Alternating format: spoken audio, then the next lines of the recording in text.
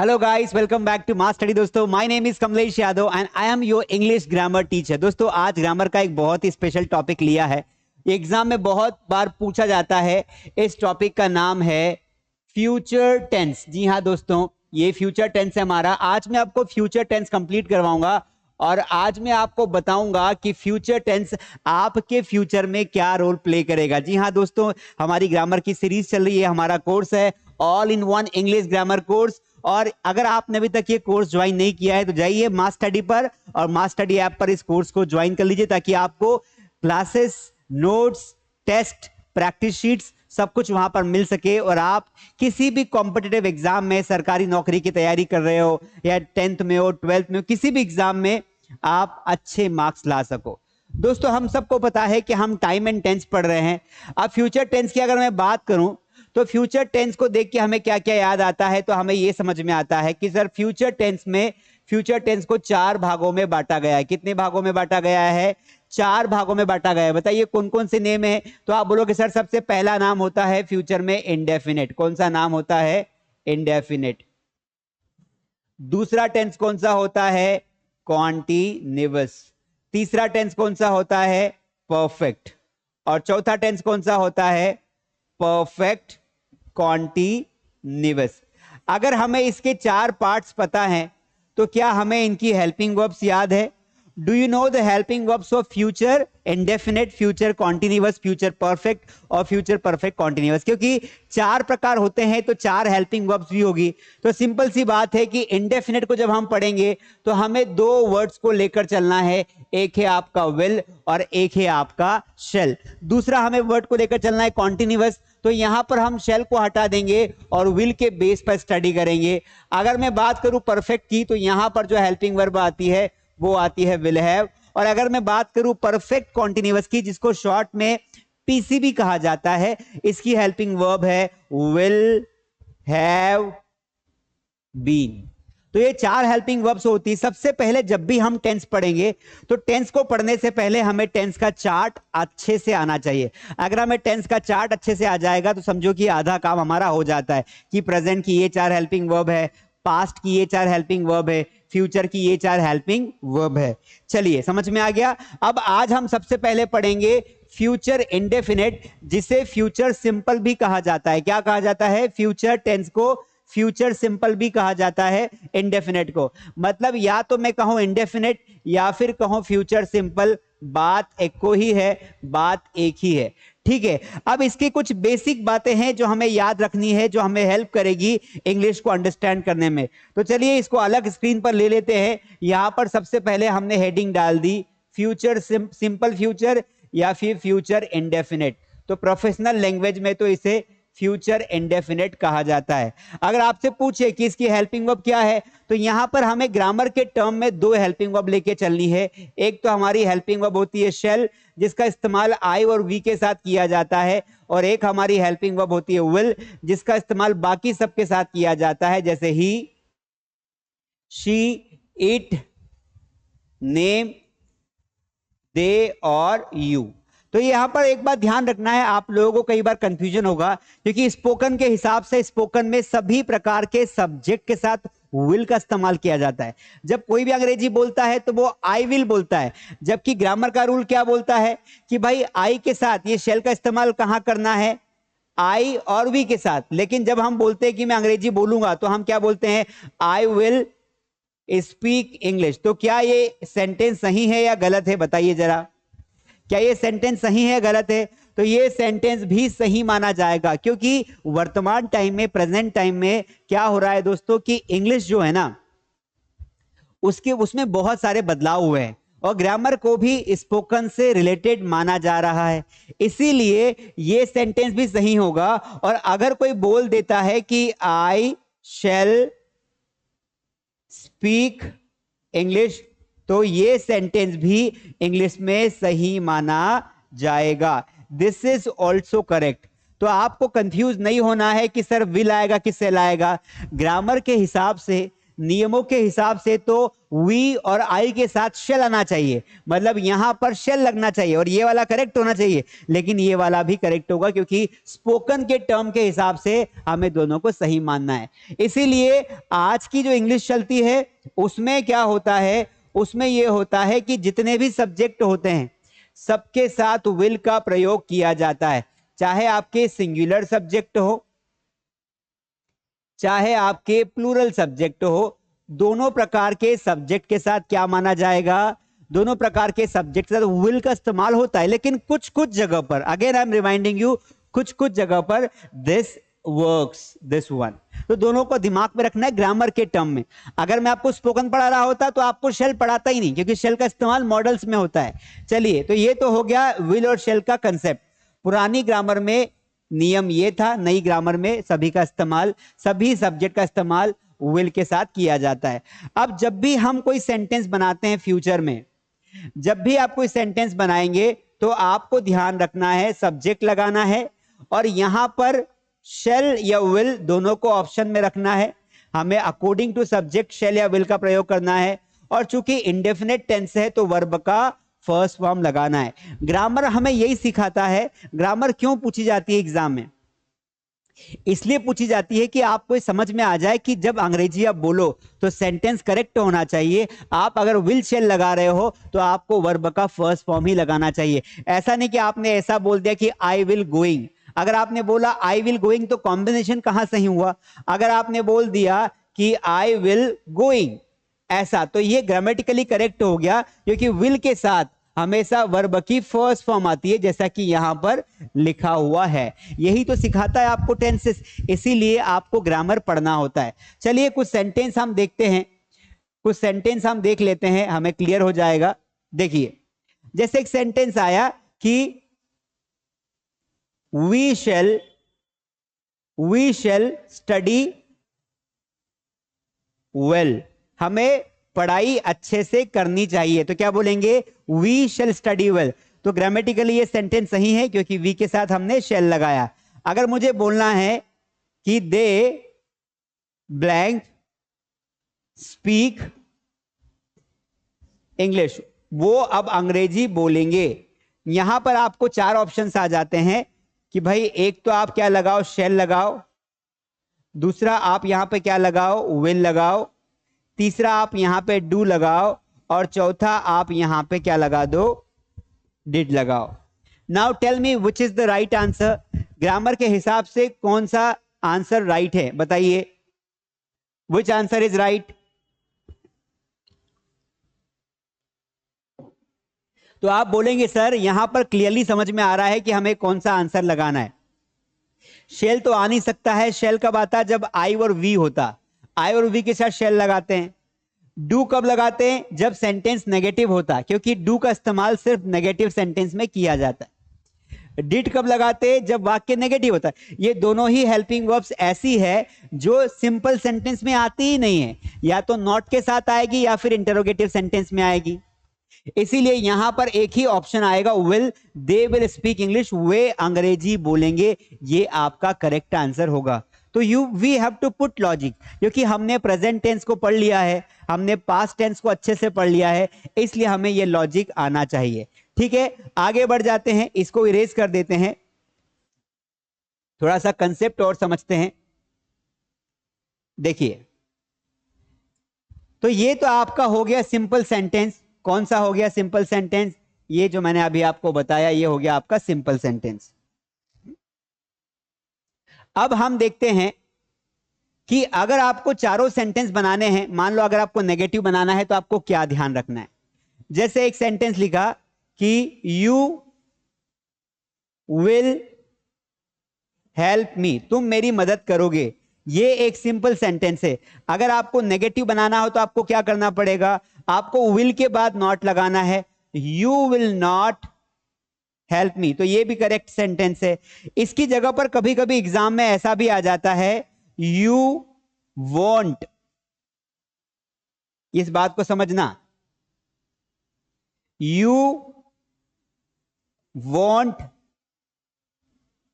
Help me. बताओ दोनों sentence में क्या डिफरेंस है? Is there any difference? In these two sentences? क्या इनके मीनिंग में कोई डिफरेंस आ रहा है? क्योंकि यहां पर विल नॉट लिखा है, यहां पर वोंट लिखा है, बताइए।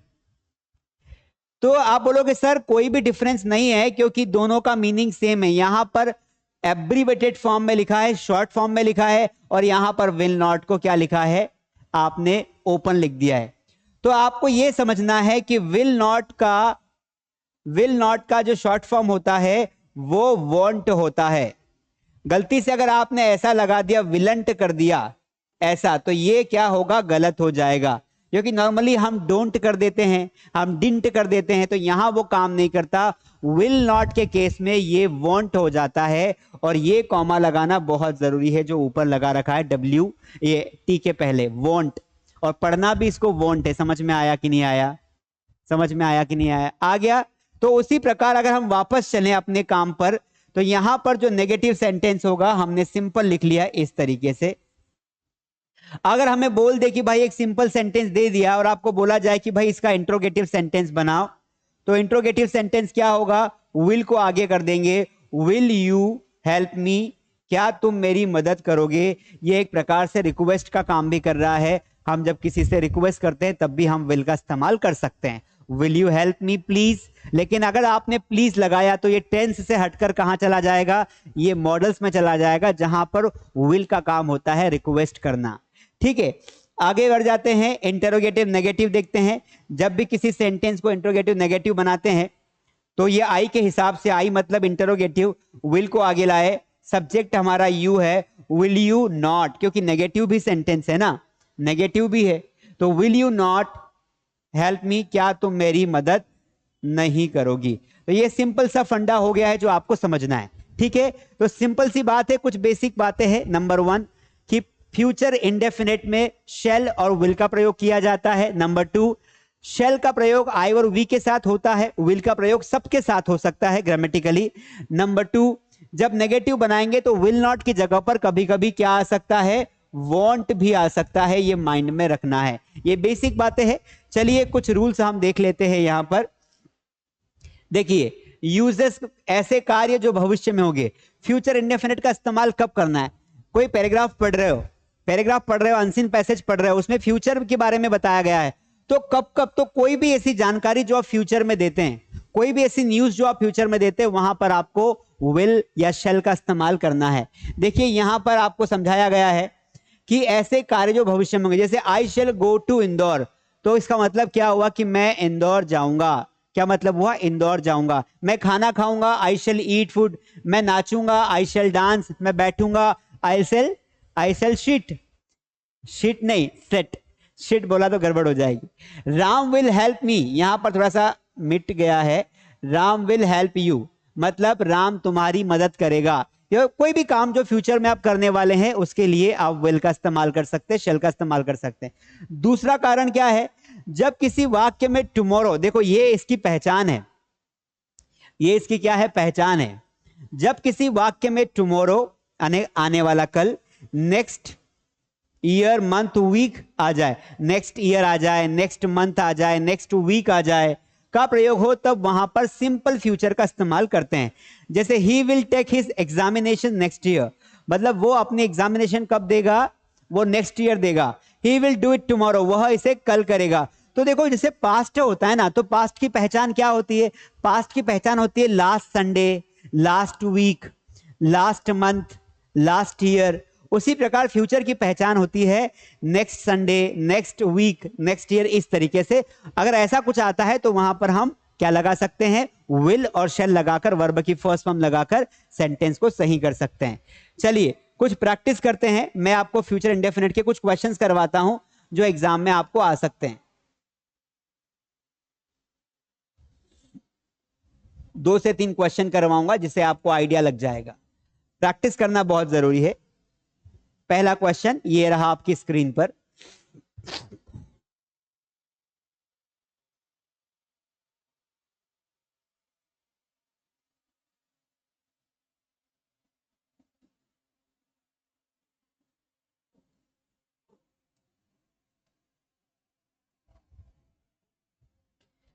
ही give me a gift tomorrow, options हैं आपके।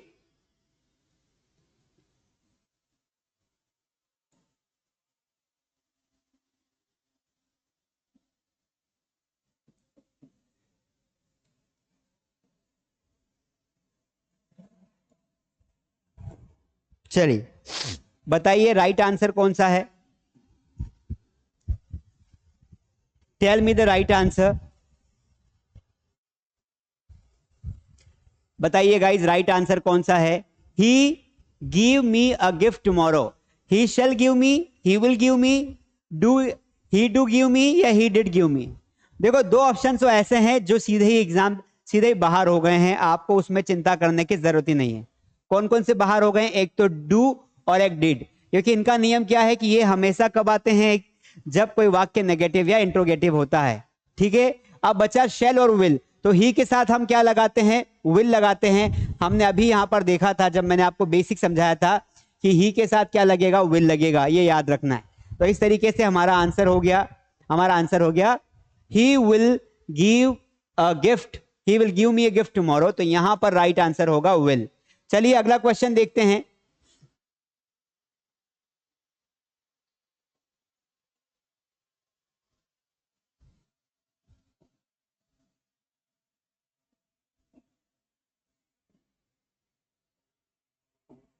Options are like this,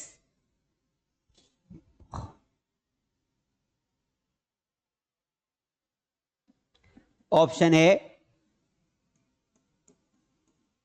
moving, option B moves, option सी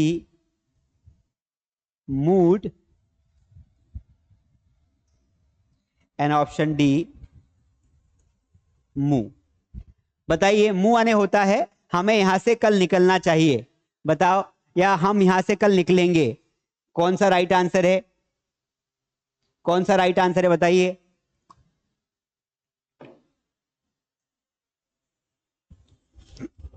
बताइए कौन सा राइट आंसर है। अब आपको सिर्फ याद करना है कि भाई हेल्पिंग वर्ब कौन सी है।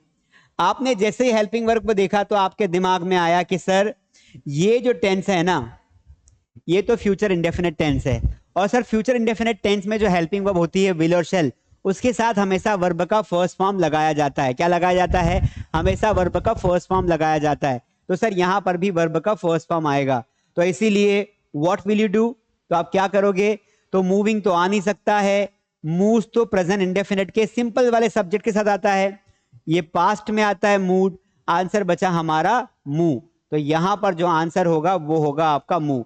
We shall move tomorrow from here, है ना। यहां से ये क्वेश्चन में थोड़ा सा करेक्शन है, यहां पर फ्रॉम आएगा, फ्रॉम हियर, हमें यहां से, हम यहां कल यहां से कल निकलेंगे।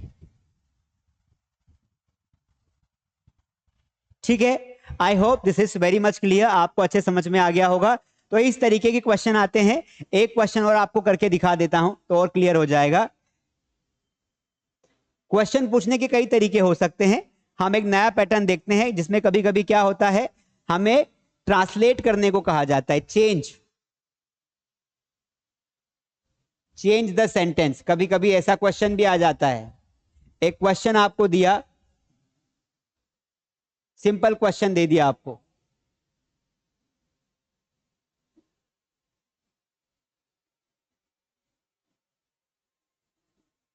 She will meet you next year, she will meet you next year. इसको आपको बोला कि इसका नेगेटिव बनाओ, क्या बोला यहां पर लिख दिया, चेंज इनटू नेगेटिव सेंटेंस, बनाइए, change into negative sentence, change into negative sentence कैसे बनाएंगे, change into negative sentence.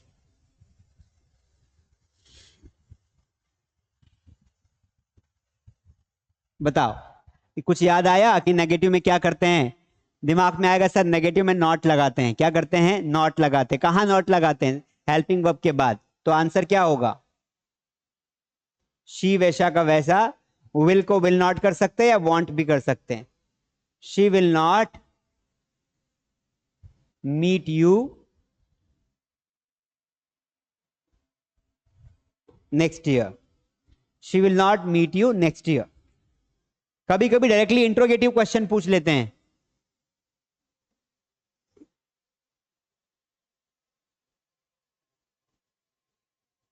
He will marry you, question पूछा उसने,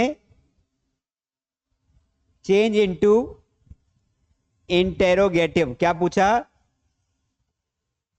change into interrogative, interrogative sentence बनाओ। कैसे बनाओगे बताइए? तो इंट्रोगेटिव सेंटेंस में क्या करते हैं, हमें आना चाहिए ना कि भाई जब भी हमें पूछा जाए कि इंट्रोगेटिव सेंटेंस बनाओ, इसको इंट्रोगेटिव भी बोलते हैं, इंटेरोगेटिव भी बोलते हैं, तो आपको क्या करना है, हेल्पिंग वर्ब को आगे ले जाना है। और अच्छी बात यह है फ्यूचर इंडेफिनेट में कि इसमें हेल्पिंग वर्ब दी होती है, जबकि प्रेजेंट इंडेफिनेट में हेल्पिंग वर्ब नहीं दी होती है।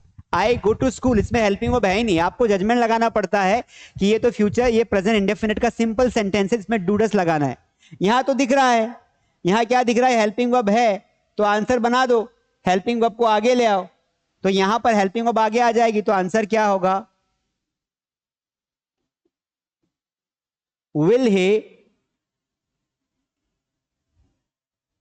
मैरी यू, और लास्ट में क्वेश्चन मार्क लगाना नहीं भूलना है वरना एग्जाम वाला मार्क्स काट लेगा। विल ही मैरी यू, क्या वह तुमसे शादी करेगा, है ना, क्या वह तुमसे शादी करे। अब कभी कभी क्या होता है, वो रिवर्स क्वेश्चन पूछ लेता है। रिवर्स कैसे, आपको इंटरोगेटिव नेगेटिव सेंटेंस दे देगा और बोलेगा कि आप इसका सिंपल बनाओ। फॉर एग्जाम्पल एक और क्वेश्चन करके देखते हैं, फिर इसको वाइंड अप करके अगला टॉपिक लेंगे।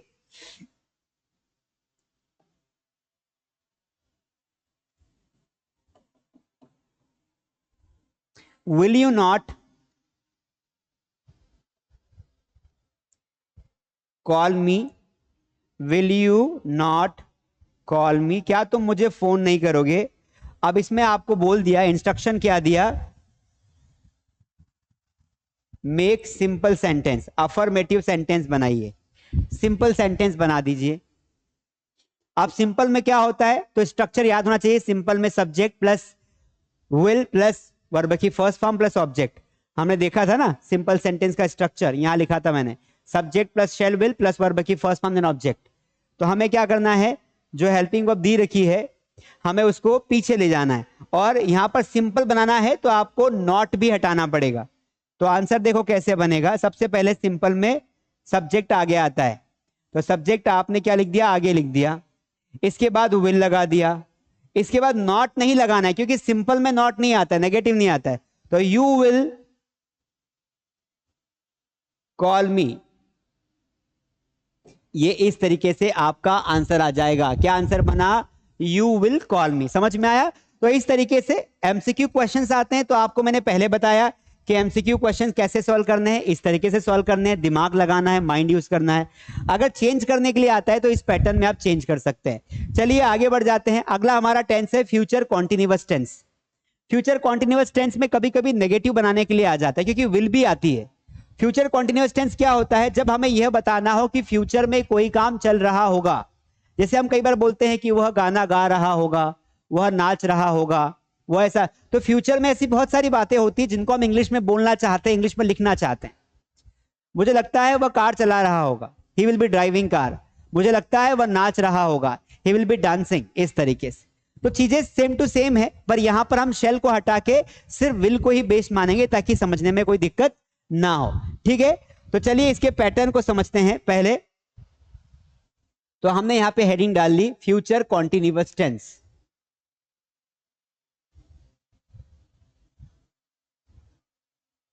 इसकी हेल्पिंग वर्ब क्या है, विल बी। ध्यान रखना है विल बी के साथ हमेशा वर्ब का फोर्थ फॉर्म जाना चाहिए। सिंपल सेंटेंस बनाने का फॉर्मूला क्या है, क्या क्या बातें ध्यान रखनी है, सब्जेक्ट लिखो, उसके बाद सभी के साथ विल बी लगा दो। वैसे शेल भी ऑप्शन में रखना है, वर्ब की फोर्थ फॉर्म ऑब्जेक्ट लगा देना है। मैंने कहा कि वह गा रहा होगा, तो सेंटेंस बनेगा वह है तो ही लगा दो, ही विल बी सिंगिंग। ध्यान रखना है बी लगाना है तभी जाके यहां पर आप आईएनजी फॉर्म लगा सकते हो। अगर आपने बी नहीं लगाया तो वर्ब की फर्स्ट फॉर्म लगाना पड़ेगा, सेंटेंस बनेगा ही विल सिंग। लेकिन विल बी लगाया तो ये कॉन्टिन्यूअस फॉर्म में चला गया, तो आईएनजी फॉर्म आना चाहिए। अब कभी कभी कहां दिक्कत आती है, जब इसका नेगेटिव सेंटेंस आप बनाते हैं। ये तो सिंपल हो गया, जब नेगेटिव बनाते हैं तो आपको ध्यान रखना है कि विल बी के बाद नॉट नहीं लगाना है, विल नॉट बी करना है। ये नॉट लगेगा बीच में। He will not be, he will not be singing, वह गाना नहीं गा रहा होगा। समझ में आया? विल के बाद नॉट लगाना है और बी को पीछे ही रखना है। अगर आप इसकी जगह ऐसा कर देंगे, गलती ऐसा बनाएंगे कि he will be not singing, तो ये कहीं ना कहीं गलत होगा, आपके मार्क्स कट जाएंगे, अब फेल हो जाओगे।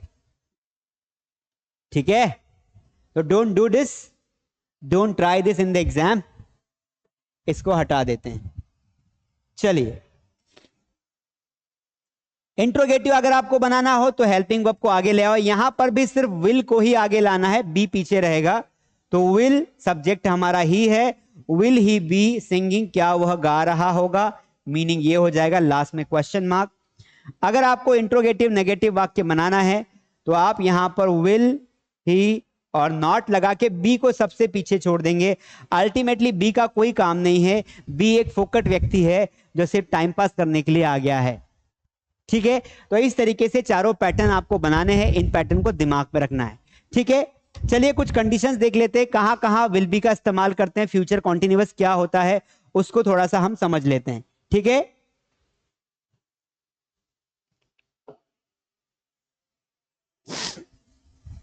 चलिए देखिए, ऐसे कार्य जो भविष्य में कुछ समय तक जारी रहने वाले हों, ऐसे कार्य जो भविष्य में कुछ समय तक जारी रहने वाले हो, जैसे कोई भी काम जो शुरू हुआ फ्यूचर में और फ्यूचर में चलता रहेगा। कोई भी काम शुरू हो गया तो चलता ही रहेगा। जैसे हम बोले कि वह नहा रहा होगा, वह अभी भी नहा रहा होगा, he will be taking bath. मुझे लगता है सर पढ़ा रहे होंगे, सर विल बी टीचिंग। तो कोई भी काम जो फ्यूचर में चलता रहेगा। She will be staying there, वो वहां पर अभी भी रह रही होगी। स्टे का मतलब होता है रुकना। स्टे मतलब क्या होता है? रुकना होता है। क्या होता है? रुकना। I shall be watching the film, मतलब मैं मूवी देख रहा हूंगा। आई के साथ शेल लगा दिया, I shall be watching the film, मैं मूवी देख रहा हूं। तो कोई भी काम जो फ्यूचर में प्रोग्रेस में होगा, भविष्य यानी फ्यूचर के सुनिश्चित कार्यक्रम या योजना का बोध कराने के लिए भी हम करते हैं। कभी कभी हम बोलते हैं ना कि यार ऐसा डेफिनेटली हो रहा होगा, तो फ्यूचर में जब ऐसा कुछ लगे हमें बताना हो कि ऐसा तो पक्का हो रहा होगा, वहां पर भी आप विल बी लगाएंगे। Ram will be staying there till Monday, जैसे वह मंडे तक वहां पर जरूर रुक रहा होगा, मतलब मंडे तक तो रुकेगा, अभी भी रुका हुआ है, मंडे तक तो रुकेगा ही रुकेगा। He will be meeting me tomorrow, वह मुझे पक्का कल मिल रहा होगा। तो कोई काम कंफर्म हो जाए उसको बताने के लिए हम क्या करते हैं? हम लगाते हैं विल बी। कुछ क्वेश्चंस आपको करवाता हूं जो एग्जाम में आ सकते हैं, तो चलिए प्रैक्टिस करते हैं।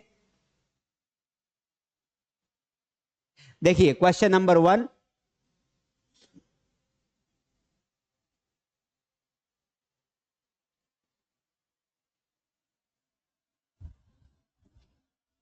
वह मुझे याद कर रही होगी। Option A miss, option B missed, option C missing and option D misses. बताइए which is the right answer. आपको हेल्पिंग वर्ब को देख के मेन वर्ब को जज करना है। क्या करना है? हेल्पिंग वर्ब को देखकर मेन वर्ब को जज करना है। बताइए which is the right answer, कौन सा राइट आंसर है? बताइए क्या सही होगा, बताइए। कम ऑन गाइस, बहुत आसान है। देखिए चूंकि विल बी लगा है तो अभी हमने पढ़ा था, क्या पढ़ा था कि जब भी विल बी, जहां पर भी विल बी आता है वहां पर वर्ब का फोर्थ फॉर्म आता है। क्या आता है? फोर्थ फॉर्म, यानी एनजी फॉर्म आता है। तो यहां पर भी ये वर्ब का फोर्थ फॉर्म नहीं है, ये भी नहीं है, ये आंसर हमारा हो जाएगा। तो आंसर होगा शी विल बी मिसिंग मी, वह मुझे याद कर रही होगी। ऐसा तुम्हें लगता है बेटा, पर ऐसा एक्चुअल में है नहीं, क्योंकि हो सकता है वो किसी और को भी याद कर रही हो। चलिए मजाक तक था, बुरा ना मानो, होली है। अब अगला क्वेश्चन देखते हैं। ज्यादा इरेज हो गया, इसको थोड़ा सा स्टाइल से इरेज करना पड़ेगा। चलिए क्वेश्चन नंबर 2,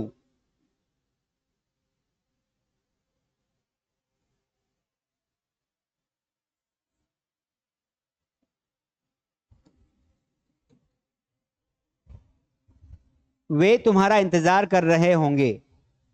इसमें उसने हेल्पिंग वर्ब आपको पूछ ली कि बताओ कौन सी हेल्पिंग वर्ब आएगी।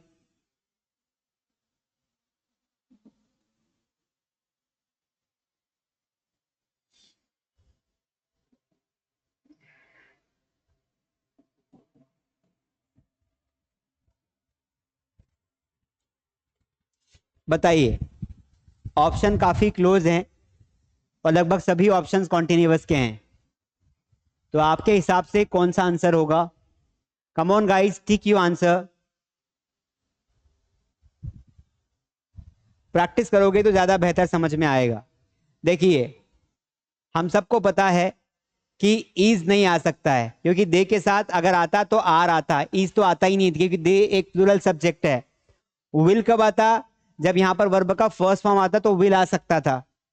शेल बी कब आता? जब आई और वी आता तो शेल बी भी आ सकता था। तो राइट आंसर होगा विल बी, क्योंकि यहां पर विल बी ही आएगा। They will be waiting for you, वे तुम्हारा इंतजार कर रहे होंगे। कैसे बोलेंगे? वे तुम्हारा इंतजार कर रहे होंगे। चलिए, वन मोर क्वेश्चन।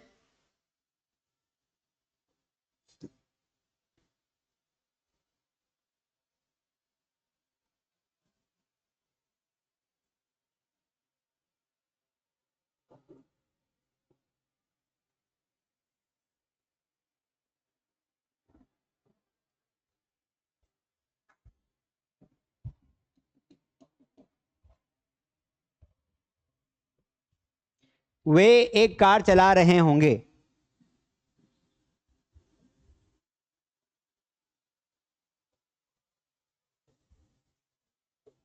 अब तो ये क्वेश्चन बच्चा भी बना देगा नर्सरी का।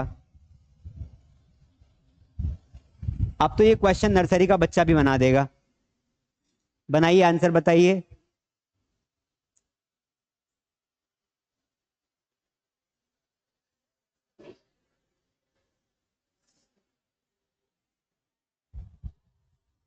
क्या आंसर लगाया? दिख ही रहा है आपको कि सर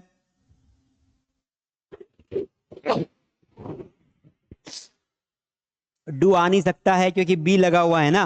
क्या लगा हुआ है? बी पहले से ही लगा दिया है। अब बी लगा दिया है तो डू के साथ डू बी होता नहीं है, या तो शेल बी होता है, विल बी होता है, इज बी भी नहीं होता है। अब इन दोनों में से तय करना है, तो सर दे के साथ तो विल लगता है। आंसर होगा दे विल बी ड्राइविंग कार। बहुत सिंपल है, कभी कभी बहुत सिंपल क्वेश्चन आ जाता है। चलिए, इसकी हम लोग चेंज करने वाली प्रैक्टिस देखते हैं, है ना। क्वेश्चन की हेडिंग क्या है? चेंज द सेंटेंस, जिसको हम बोलते हैं अंग्रेजी में डू एज डायरेक्टेड।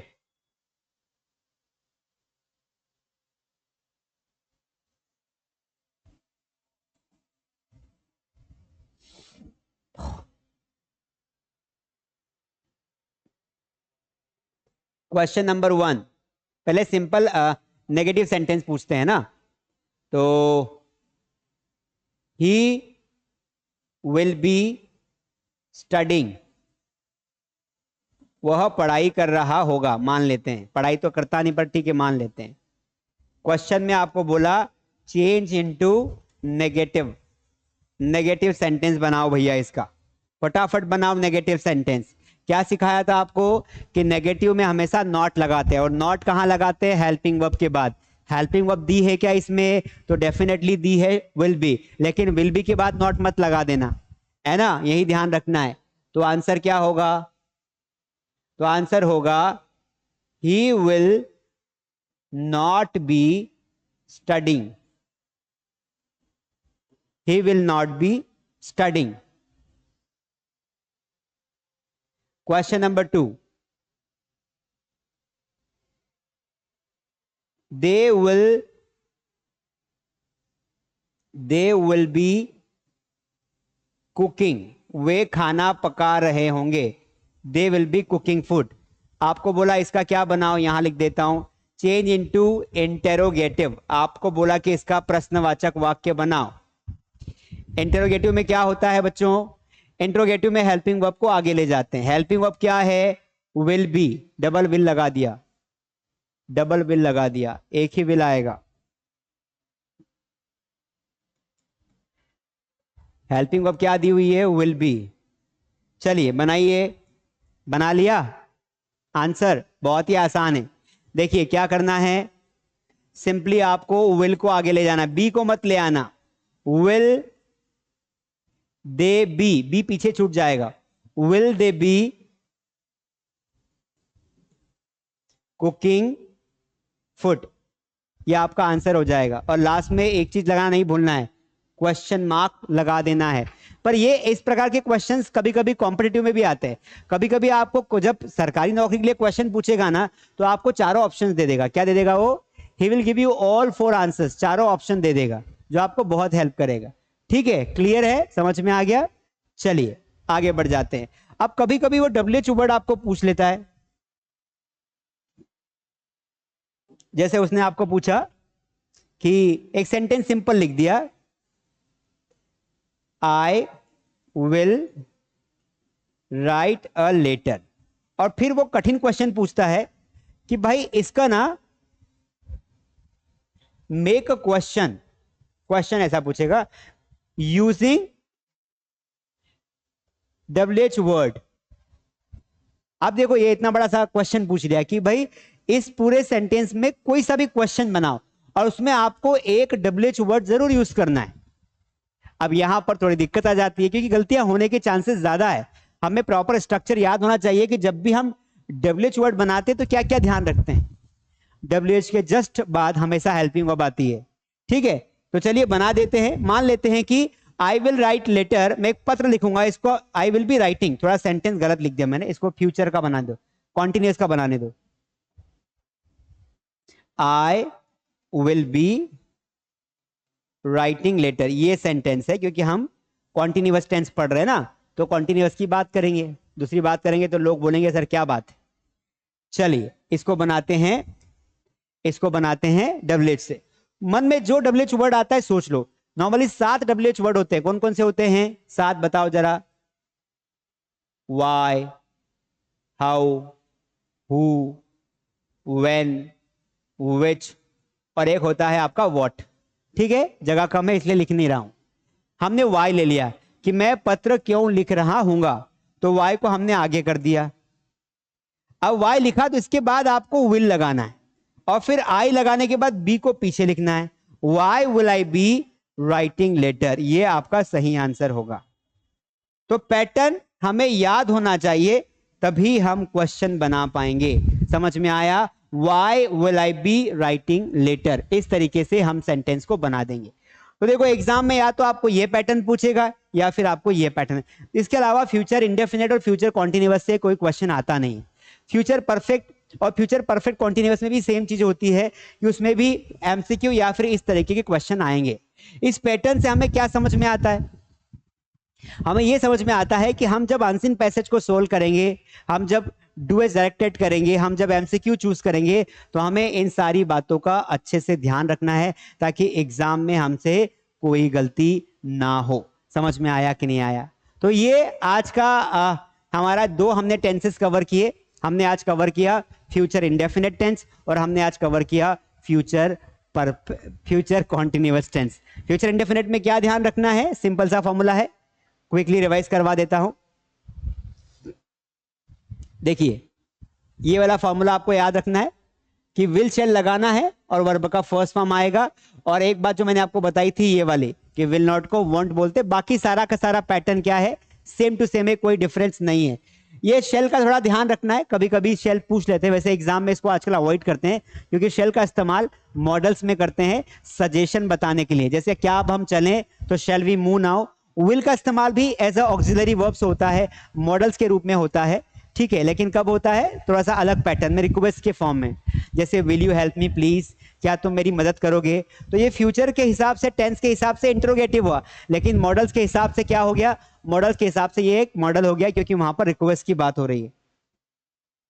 बाकी ये वर्ड सारे आते हैं। कौन से वर्ड? ये वाले। तो आपको ध्यान रखना है एग्जाम में।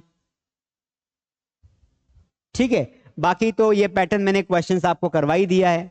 इसकी सारी की सारी 50 नंबर की ना क्वेश्चन, 50 नंबर का टेस्ट है। 50 अलग अलग प्रकार के क्वेश्चंस हमने ऑलरेडी बना के आपके लिए दिए हैं। कहाँ दिए हैं? You can check out on mass study app. आप मास स्टडी ऐप पर जाएंगे तो उस ऐप पर आपको वहां पर मिल जाएंगे, क्योंकि वहां पर हमने अलग अलग एग्जाम्स में पूछे गए क्वेश्चंस आपको दे रखे हैं।